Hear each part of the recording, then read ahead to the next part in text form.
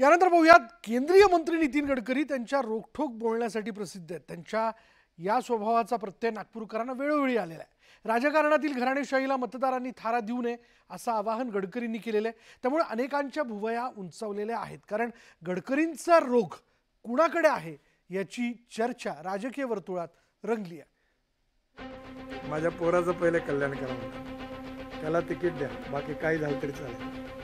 माझ्या पोराला तिकीट द्या, माझ्या बायकोला तिकीट द्या। हे का बरं चालतं? कारण लोक त्यांना मत देतात म्हणून। ज्या दिवशी लोक ठरवतील की हे जे वारसा हक्काने आलेलं यांना आम्ही मतदान करणार नाही, त्या दिवशी एका मिनिटात सरळ झाल्याशिवाय राहत नाही। ऐकलत? केंद्रीय मंत्री नितीन गडकरी काय म्हणाले? गडकरींनी खरं तर मर्मावरच बोट ठेवलंय। राजकारणातील घराणेशाहीवर गडकरींनी सडेतोड वक्तव्य केलंय। त्यांनी राजकीय घराणेशाहीला उघड विरोध केला।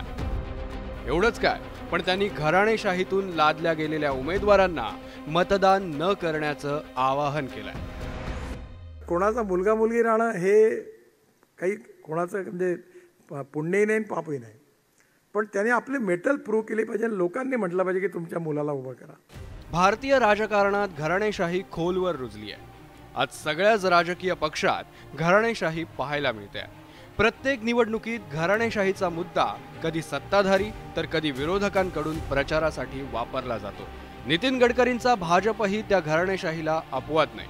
भाजपतील अनेक बड्या नेत्यांचे नातेवाईक पक्षात कार्यरत आहेत। त्यामुळे गडकरींचा रोख नेमका कुणाकडे आहे याविषयी राजकीय वर्तुळात चर्चा सुरू झाली। गडकरीजींनी याची सुरुवात भाजपातून करावी। जय शहा ही घराणेशाही नाही का?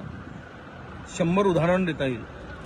तर पहिले मला वाटतं की त्यांच्या पक्षाकडून ही अपेक्षा आहे। विधानसभा निवडणूक तोंडावर आली आहे। इच्छुकांनी तिकिटासाठी फिल्डिंग लावण्यास सुरुवात केली आहे। पण ऐन विधानसभा निवडणुकीच्या तोंडावर नितीन गडकरींनी घराणेशाहीवर तोफ डागल्यामुळे भाजपमधील अनेकांच्या पोटात नक्कीच गोळा आला असेल।